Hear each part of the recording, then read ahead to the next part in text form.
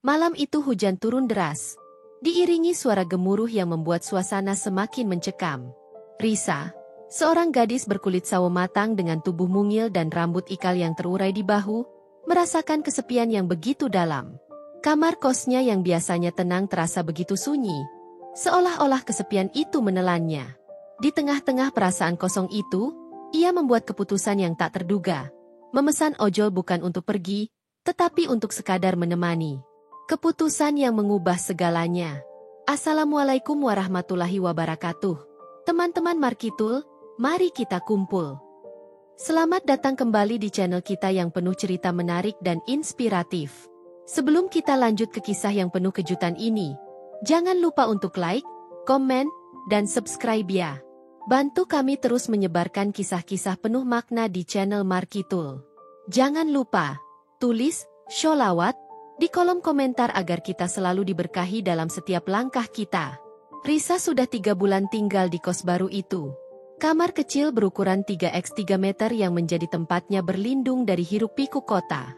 Meski sederhana, kamar itu cukup nyaman. Namun malam itu, ada yang berbeda. Suara hujan yang biasanya menenangkan justru membuatnya merasa terasing. Jantungnya berdegup kencang, bukan karena takut pada petir, tapi karena perasaan kesepian yang kian meresap. Dengan tatapan hampa, Risa memandang keluar jendela. Hujan masih turun deras, menciptakan jejak-jejak air di kaca jendela kamarnya. Matanya mulai memerah, bukan karena air hujan, tapi air mata yang mulai menetes. Di tengah-tengah keheningan, ia tiba-tiba tergerak untuk membuka aplikasi ojol. Bukan untuk bepergian, tapi untuk memesan seseorang yang bisa sekadar duduk dan berbicara dengannya. Ide itu gila, tapi ia tidak peduli. Risa memesan seorang driver. Namanya Bayu. Seorang pria berkulit coklat gelap dengan postur tubuh tegap dan rambut pendek yang rapi. Profilnya terlihat biasa saja. Namun ada sesuatu di wajahnya yang membuat Risa merasa ia bisa menjadi teman yang baik, meski hanya untuk beberapa saat. Ketika notifikasi bahwa Bayu sudah di perjalanan muncul, jantung Risa berdebar. Bagaimana nanti saat dia tiba? Apakah dia akan menolak permintaannya untuk sekadar berbincang? Bayangan itu membuat Risa cemas. Tapi rasa sepi yang ia rasakan lebih kuat dari ketakutan itu. 15 menit kemudian, Bayu tiba. Hujan masih mengguyur, membuat jaket ojol yang ia kenakan basah kuyup. Saat ia mengetuk pintu kamar Risa, gadis itu merasakan detak jantungnya seakan berhenti. Ia membuka pintu dengan ragu, memperlihatkan Bayu yang tengah tersenyum sopan di depan pintu. "Maaf, Mbak. Saya sedikit basah karena hujan," ucap Bayu sambil tersenyum. Senyumnya lebar dan hangat, meski lelah terlihat di wajahnya. "Mbak pesan untuk diantar kemana?" Risa terdiam sejenak sebelum akhirnya mengumpulkan keberanian. "Sebenarnya, saya tidak ingin pergi kemana-mana. Saya hanya butuh teman ngobrol," ucapnya lirih. Bayu tampak terkejut, tapi tidak menolak. "Kalau begitu, ayo kita ngobrol. Mau bicara tentang apa?" tanyanya sambil menaruh helmnya di lantai. Risa tak menyangka, Bayu setuju begitu saja. Risa menatap pria itu dengan tatapan kosong, lalu berkata, "Hidup saya akhir-akhir ini begitu sepi. Saya jauh dari keluarga, teman-teman sibuk, dan malam ini saya benar-benar merasa sendiri." Bayu mendengarkan dengan penuh perhatian. Matanya yang coklat gelap memperlihatkan empati yang tulus. "Kadang, kesepian memang terasa berat, Mbak. Saya juga sering merasa begitu, terutama saat mengantar penumpang di malam-malam sepi seperti ini." Percakapan mereka terus berlanjut. Bayu menceritakan tentang keluarganya di desa, tentang bagaimana ia merantau ke kota demi mencari nafkah, meninggalkan istrinya dan anaknya yang masih kecil. Risa merasa, di tengah percakapan itu, kesepian yang ia rasakan mulai memudar sedikit demi sedikit. Malam itu, Risa dan Bayu berbincang selama hampir 2 jam. Mereka berbicara tentang mimpi, tentang cinta, tentang kekecewaan yang mereka alami dalam hidup. Bayu bercerita tentang betapa sulitnya hidup di Jakarta. Sementara Risa mengungkapkan betapa tertekannya ia menjalani pekerjaan yang tak ia sukai. Namun, di tengah percakapan itu, tiba-tiba ada ketukan di pintu kamar Risa. Suara ketukan itu membuat Risa terkejut. Siapa yang datang di tengah malam seperti ini? Bayu berdiri dengan sigap dan membuka pintu. Di balik pintu, seorang pria berdiri dengan wajah marah. Ternyata, pria itu adalah pacar Risa yang baru saja kembali dari luar kota tanpa memberitahunya. "Apa yang kamu lakukan dengan pria ini?" teriak pacarnya dengan nada penuh kemarahan. Risa yang ketakutan hanya bisa diam. Suasana berubah tegang. Pacar Risa yang bertubuh tinggi dan berkulit putih dengan tatapan tajam tampak ingin menyerang Bayu. Bayu, yang sebelumnya tenang, mulai waspada. "Maaf, Mas. Saya cuma driver ojol yang dipanggil untuk menemani," jelas Bayu dengan suara tenang. Pacar Risa tidak menerima penjelasan itu begitu saja. "Aku nggak percaya. Ini nggak masuk akal," bentaknya. Risa hanya bisa terdiam. Sementara air matanya mulai mengalir. Dalam situasi yang penuh ketegangan itu, Bayu memutuskan untuk mundur. "Saya pamit, Mbak," katanya singkat, sambil berjalan keluar kamar. Risa ingin menahannya, tapi suara pacarnya yang masih marah membuatnya takut. Setelah Bayu pergi, Risa ditinggalkan dengan perasaan bersalah dan kebingungan. Pacarnya terus mengomel, menuduhnya selingkuh dengan driver ojol. Padahal, niat Risa hanyalah mencari teman bicara.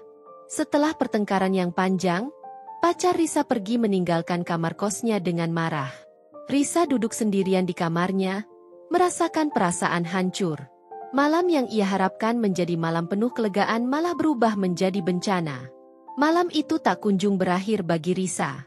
Setelah pertengkaran yang menguras emosinya, ia merasa terjebak dalam keputusasaan.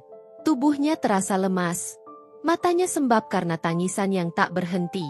Ia berpikir, apa yang salah dari keputusannya? Bukankah ia hanya ingin ditemani? Tapi, segalanya jadi kacau. Risa meraih ponselnya, berharap ada pesan dari pacarnya. Tidak ada.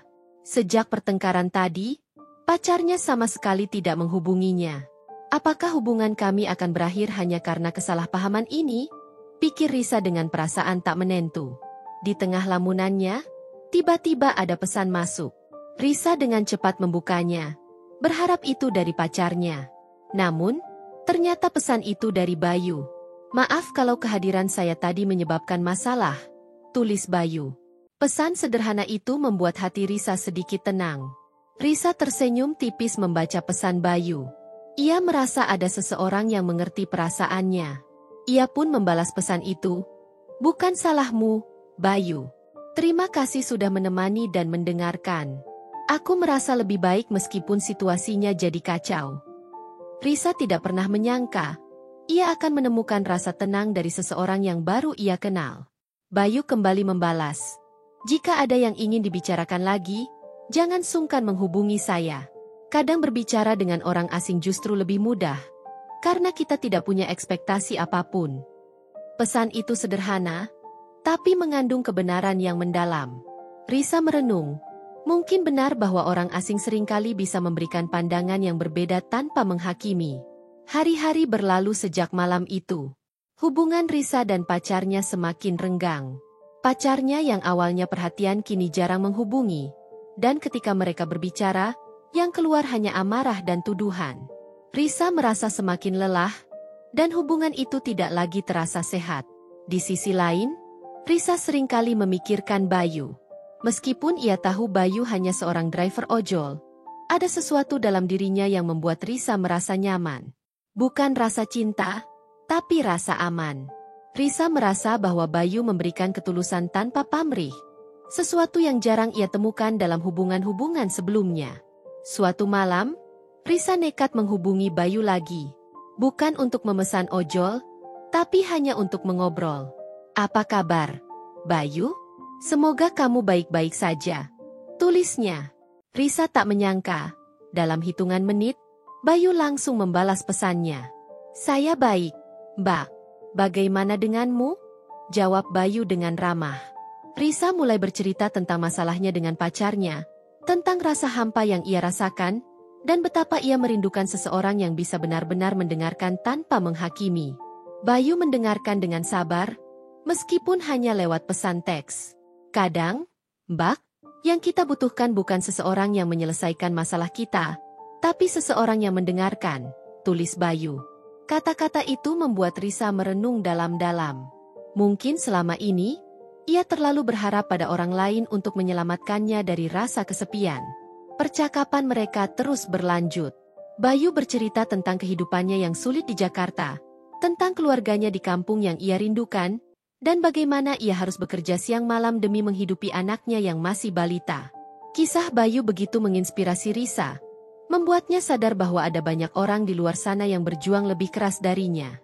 Risa mulai merasa ada banyak pelajaran hidup yang bisa ia ambil dari pertemuan singkat dengan Bayu. Pelajaran tentang ketulusan, tentang penerimaan, dan tentang bagaimana menjalani hidup dengan sederhana namun bermakna. Perlahan, ia mulai melepaskan keterikatannya pada pacarnya yang selalu menuntut lebih. Seminggu kemudian, Risa memutuskan untuk bertemu Bayu lagi. Kali ini bukan di kamar kos, tapi di sebuah kafe kecil di dekat kampusnya. Bayu datang dengan senyuman yang sama seperti malam pertama mereka bertemu. Risa merasa ada kehangatan dalam pertemuan itu. Sesuatu yang berbeda dari hubungannya dengan pacarnya yang selalu penuh tekanan. Di kafe itu, Risa dan Bayu berbicara lebih banyak. Mereka tertawa, berbagi cerita, dan tanpa disadari, Risa mulai menemukan kebahagiaannya kembali. Bukan kebahagiaan yang bergantung pada orang lain, tapi kebahagiaan yang muncul dari rasa syukur dan penerimaan. Setelah pertemuan itu, Risa memutuskan untuk mengakhiri hubungannya dengan pacarnya. Meskipun berat, ia tahu itu keputusan yang tepat. Hubungan yang terus dipenuhi pertengkaran dan ketidakpercayaan hanya akan membuatnya semakin terpuruk. Pacarnya marah besar saat mendengar keputusan Risa. "Kamu gak akan bisa hidup tanpa aku," katanya dengan nada tinggi. Namun, Risa tidak lagi takut. Ia tahu bahwa kebahagiaannya tidak tergantung pada orang lain, apalagi seseorang yang terus menyakitinya. Sejak putus dari pacarnya, Risa lebih sering menghabiskan waktu dengan Bayu. Mereka tidak pernah mendeklarasikan hubungan romantis, tapi kehadiran Bayu selalu membuat Risa merasa lebih baik. Bayu adalah teman, seorang pendengar yang baik, dan seseorang yang menghargai Risa tanpa menuntut apapun. Dalam perjalanan hidupnya, Risa belajar bahwa kadang, orang yang baru kita kenal bisa memberikan dampak besar dalam hidup kita. Bukan karena mereka sempurna, tapi karena mereka hadir dengan ketulusan yang tidak kita temukan pada orang-orang yang sudah lama ada di sekitar kita. Hidup Risa perlahan berubah. Ia mulai fokus pada kebahagiaannya sendiri, mengejar mimpinya tanpa takut pada apa yang akan orang lain katakan. Ia juga semakin menghargai hubungan yang tulus, seperti yang ia temukan dalam persahabatannya dengan Bayu. Dan meskipun kesepian mungkin akan datang lagi, Risa tahu bahwa ia tidak perlu mencari pelarian yang salah. Sebab kini, ia sudah menemukan kekuatan dalam dirinya sendiri. Dan dari pertemuannya dengan Bayu, ia belajar satu hal penting. Kebahagiaan sejati tidak datang dari orang lain, tapi dari penerimaan diri dan rasa syukur atas hidup yang kita miliki. Risa mulai merasakan perubahan dalam dirinya. Hari-hari yang dulu terasa berat kini mulai terasa lebih ringan. Setiap kali mengingat Bayu, ada perasaan hangat yang menyelimuti hatinya. Bukan karena ia jatuh cinta, tapi karena Bayu membuatnya sadar akan satu hal penting. Kebahagiaan sejati tidak selalu datang dari hubungan romantis, melainkan dari hubungan yang tulus dan penuh keikhlasan. Suatu malam, saat sedang bersantai di kosnya, Risa kembali menerima pesan dari Bayu. "Gimana kabarnya hari ini?" tanya Bayu singkat. Senyuman kecil terukir di wajah Risa. Ia tahu, di balik kesederhanaan pesan itu, ada perhatian tulus yang tidak ia dapatkan dari orang lain. "Aku baik, Bayu. Kamu sendiri gimana?" balasnya. Bayu menjawab dengan cerita tentang pekerjaannya hari itu. Bagaimana ia harus mengantar penumpang dari satu sudut kota ke sudut lainnya dalam hujan yang deras. Meskipun terdengar sederhana, Risa selalu menikmati cara Bayu bercerita. Ia bisa merasakan kejujuran dan kesungguhan dalam setiap kata yang Bayu ucapkan. Malam itu, Risa merenung panjang. Hubungannya dengan Bayu memang unik. Mereka tidak pernah membicarakan perasaan secara langsung, tapi ada ikatan yang kuat di antara mereka. Risa mulai bertanya-tanya, apakah ia sudah siap untuk membuka lembaran baru dalam hidupnya? Atau lebih baik tetap seperti sekarang, menikmati kebersamaan tanpa label. Suatu sore, Risa memutuskan untuk pergi ke tempat kerja Bayu. Ia ingin memberikan kejutan kecil, sebagai bentuk terima kasih atas segala dukungan yang Bayu berikan selama ini. Saat tiba di pangkalan ojek, ia melihat Bayu tengah bersantai dengan beberapa rekan kerjanya. Ketika melihat Risa datang, Bayu terlihat sedikit terkejut. Namun senyuman hangat segera terukir di wajahnya. "Ada apa nih? Kok tiba-tiba datang?" tanya Bayu dengan nada menggoda. Risa tertawa kecil. "Nggak apa-apa, cuma mau bilang makasih aja. Kamu udah banyak bantu aku, Bayu," jawab Risa sambil memberikan sekotak kue yang ia bawa. Bayu terlihat tersentuh. "Makasih ya, Risa. Kamu baik banget." Sejak hari itu, hubungan mereka semakin dekat. Meskipun Risa tahu ada batas yang tak boleh mereka lewati, ia merasa nyaman dengan situasi ini. Bayu adalah sahabat yang selalu ada untuknya, dan Risa tak ingin merusak itu dengan perasaan yang tak terucap. Namun, semakin lama, perasaan itu semakin sulit ia tahan. Suatu hari, tanpa disangka-sangka, Bayu mengajaknya berbicara serius. "Risa, ada yang mau aku omongin," ucap Bayu dengan nada yang agak canggung. Risa merasa sedikit gugup mendengar itu. "Apa, Bayu?" tanyanya, mencoba bersikap tenang. Bayu terdiam sejenak sebelum melanjutkan, "Aku tahu kita nggak pernah ngomongin hal ini, tapi aku mulai merasa ada yang lebih dari sekadar teman di antara kita." Risa tercekat. Ia sudah menduga bahwa momen ini akan datang, tapi ia tidak menyangka secepat ini. "Aku juga ngerasain hal yang sama, Bayu," jawab Risa pelan. Mereka berdua terdiam sejenak, merenungi perasaan masing-masing. Bagi Risa, keputusan ini tidak mudah. Ia baru saja keluar dari hubungan yang penuh konflik, dan sekarang ia dihadapkan pada pilihan baru. Namun, melihat ketulusan di mata Bayu, Risa merasa bahwa kali ini, ia mungkin bisa memberikan hatinya tanpa takut terluka. Namun, hidup tak selalu semudah itu. Seminggu setelah percakapan mereka, Bayu mendapatkan kabar buruk dari kampung halamannya. Ayahnya sakit keras, dan ia harus segera pulang untuk merawatnya. Bayu memberitahu Risa dengan nada berat. "Aku harus pulang, Riz. Mungkin aku nggak bisa balik dalam waktu dekat," katanya dengan wajah penuh beban. Risa merasa sedih, tapi ia tahu Bayu harus melakukan apa yang benar. "Nggak apa-apa, Bayu.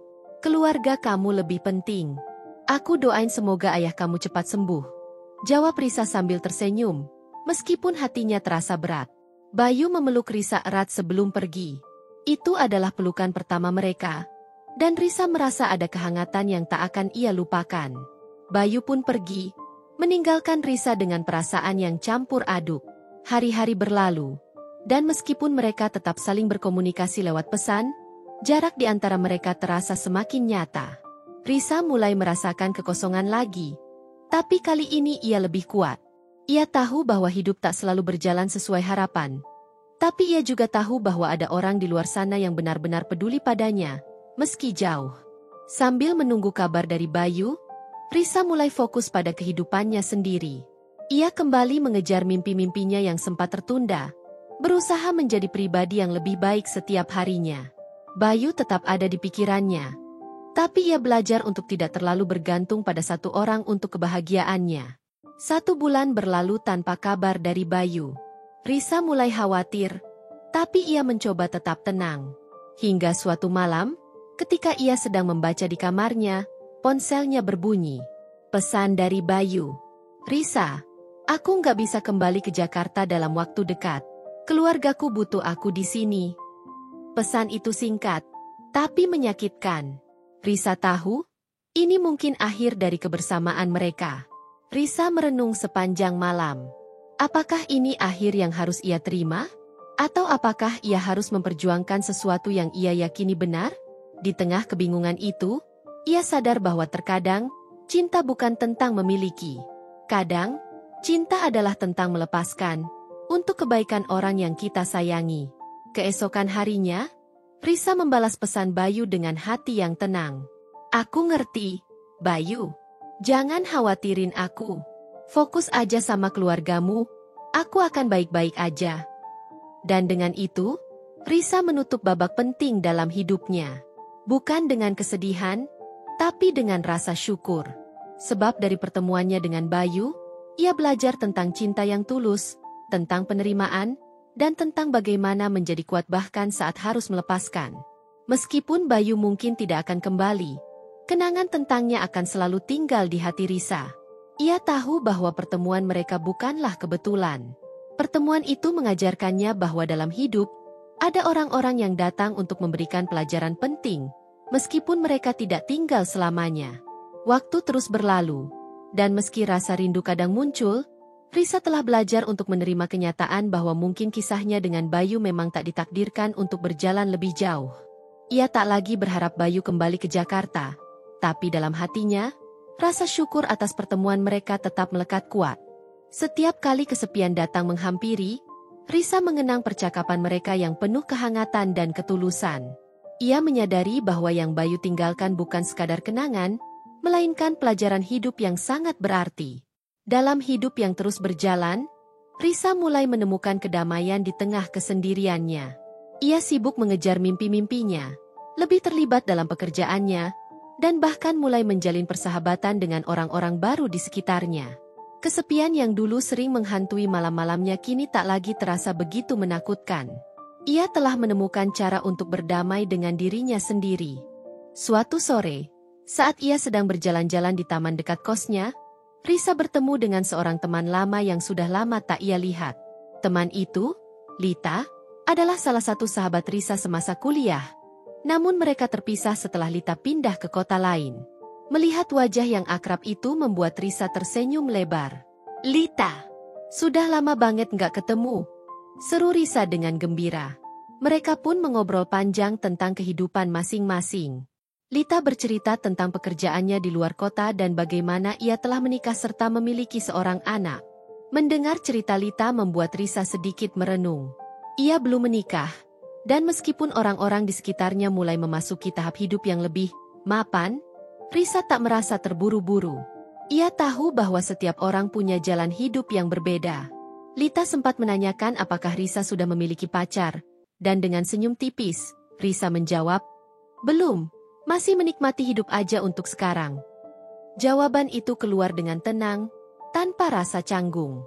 Ia tak lagi merasa perlu menjelaskan hidupnya kepada orang lain. Ia sudah nyaman dengan siapa dirinya saat ini. Hari-hari berlalu. Dan meskipun Risa sibuk, tak jarang ia masih memikirkan Bayu. Apa kabarnya? Apakah ayahnya sudah sembuh? Apakah dia bahagia di kampung halamannya? Pertanyaan-pertanyaan itu muncul tanpa bisa dicegah. Namun Risa mencoba untuk tidak terjebak dalam rasa penasaran. Ia tahu bahwa hidup harus terus berjalan, dan bahwa kadang, jawaban atas pertanyaan-pertanyaan itu tak selalu bisa kita dapatkan. Pada suatu malam, Risa tiba-tiba mendapat panggilan dari nomor yang tak dikenal. Ia ragu sejenak sebelum akhirnya mengangkatnya. "Halo, ini Risa?" Suara di ujung telepon terdengar akrab. Seketika, Risa merasa jantungnya berdegup lebih kencang. "Bayu?" tanyanya, setengah tak percaya. "Ya, ini aku," jawab Bayu. Suaranya terdengar berat, namun ada kehangatan yang selalu Risa kenali. "Aku cuma mau kasih kabar. Ayahku sudah lebih baik sekarang. Aku sudah mulai bekerja lagi di sini." Mendengar itu, Risa merasa lega, meskipun ada perasaan lain yang juga muncul. Sebuah rasa yang sulit dijelaskan. "Syukurlah, Bayu. Aku senang mendengar kabar baik itu," jawab Risa dengan tulus. Mereka berbincang sebentar, bertukar cerita tentang apa yang telah mereka lalui selama beberapa bulan terakhir. Namun, meskipun percakapan itu mengalir dengan lancar, ada sesuatu yang berbeda. Seolah-olah mereka berdua tahu bahwa meski mereka masih saling peduli, kisah mereka tidak akan sama lagi. Setelah percakapan itu berakhir, Risa duduk termenung. Meski ada kelegaan karena akhirnya mendengar kabar dari Bayu, ia juga merasa bahwa ini adalah saatnya benar-benar melangkah ke depan. Tidak dengan rasa sedih, tapi dengan penerimaan penuh. Ia tahu bahwa pertemuannya dengan Bayu telah memberikan pelajaran berharga, dan meskipun perjalanan mereka tidak berlanjut, Risa merasa bahwa ia telah menjadi pribadi yang lebih kuat karenanya. Beberapa bulan kemudian, Risa diundang ke pernikahan Lita di kota lain. Ia pergi dengan perasaan gembira, meskipun ada sedikit kesedihan karena menyadari bahwa teman-temannya satu persatu memasuki fase hidup yang baru. Saat ia duduk di kursi tamu, menyaksikan kebahagiaan Lita dan pasangannya, Risa merenung. Apakah ia juga akan menemukan kebahagiaan seperti itu suatu hari nanti? Tapi, alih-alih merasa cemas atau terburu-buru, Risa tersenyum.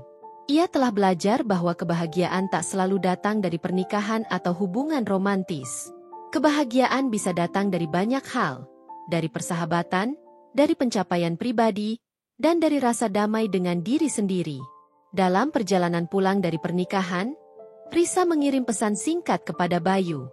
Aku baru saja menghadiri pernikahan sahabatku. Rasanya lucu, ya, melihat semua orang mulai menikah dan berkeluarga. Tapi aku senang untuk mereka. Ia tak berharap balasan cepat, tapi tak lama kemudian, ponselnya berbunyi. Senang dengar kabar kamu, Risa. Semoga kamu juga menemukan kebahagiaanmu. Risa tersenyum membaca pesan itu.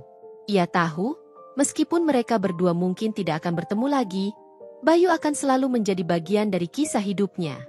Sebuah bagian yang mengajarkannya banyak hal tentang cinta, tentang ketulusan, dan tentang bagaimana menjadi kuat bahkan saat harus melepaskan.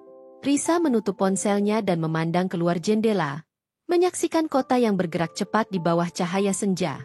Hidup terus berjalan, dan begitu juga dirinya. Dan meskipun ia belum tahu apa yang menantinya di depan, Risa yakin bahwa apapun yang terjadi, ia akan baik-baik saja. Sebab ia telah belajar bahwa kebahagiaan sejati datang dari penerimaan, dari rasa syukur, dan dari ketulusan hati. Seiring berjalannya waktu, Risa menjalani hari-harinya dengan lebih tenang dan penuh makna. Ia tak lagi membiarkan kesepian mendikte hidupnya. Kini ia lebih banyak menghabiskan waktu dengan hal-hal yang membuatnya bahagia.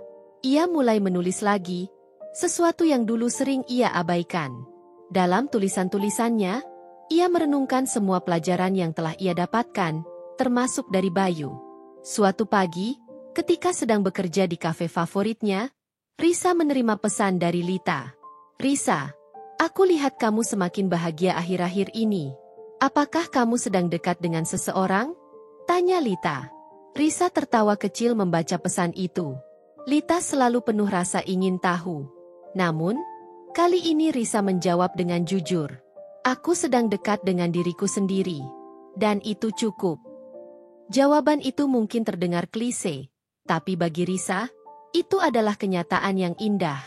Ia telah belajar bahwa kebahagiaan bukan soal bersama siapa kita, melainkan soal bagaimana kita mencintai diri kita sendiri dan menerima semua yang ada di dalam hidup kita. Setiap orang yang datang dalam hidup kita membawa pelajaran, dan bagi Risa, Bayu adalah salah satu guru terbaik dalam hidupnya. Pada suatu malam yang tenang, Risa merenung di balkon kamarnya. Pikirannya kembali pada Bayu. Bukan dengan rasa rindu, tapi dengan rasa terima kasih. Ia mengenang bagaimana Bayu hadir di saat-saat tergelapnya, dan bagaimana ia berhasil menemukan kekuatan di tengah rasa sepi yang begitu dalam. Bayu telah menjadi bagian dari perjalanan hidupnya, meskipun kini mereka berjalan di jalur yang berbeda. Tanpa sadar, Risa mengetik sebuah pesan kepada Bayu. Aku ingin berterima kasih, Bayu. Terima kasih sudah mengajarkanku banyak hal. Semoga kamu selalu bahagia di sana. Pesan itu tak meminta balasan, tak ada ekspektasi apapun. Itu hanya ungkapan tulus dari seorang teman yang pernah diselamatkan oleh pertemuan singkat namun berarti. Ponselnya bergetar beberapa saat kemudian. Terima kasih juga, Risa. Semoga hidupmu penuh dengan kebahagiaan. Jangan lupa, kamu adalah orang yang kuat. Membaca pesan itu, Risa tersenyum. Itulah perpisahan yang sempurna. Bukan dengan air mata, tapi dengan rasa syukur dan penerimaan. Malam itu, Risa menutup buku lamanya dan siap membuka babak baru dalam hidupnya. Ia tahu bahwa masa depan masih penuh dengan kejutan. Tetapi apapun yang terjadi, ia siap menghadapinya dengan hati yang penuh cinta dan keberanian. Terima kasih sudah mengikuti kisah penuh emosi ini. Teman-teman Markitul, mari kita kumpul. Kisah ini mengajarkan kita tentang pentingnya menerima diri sendiri dan menemukan kekuatan di tengah kesepian. Jangan pernah ragu untuk mengejar kebahagiaanmu sendiri. Dan jangan takut untuk melepaskan hal-hal yang sudah tidak lagi membawa kebahagiaan dalam hidupmu. Sebelum kita akhiri cerita ini, jangan lupa untuk like, komen, dan subscribe channel Markitul agar kalian tidak ketinggalan cerita-cerita inspiratif lainnya. Dan jangan lupa, tulis sholawat di kolom komentar sebagai bentuk rasa syukur kita dan doa untuk keberkahan dalam setiap langkah kita. Sampai jumpa di cerita selanjutnya. Wassalamualaikum warahmatullahi wabarakatuh.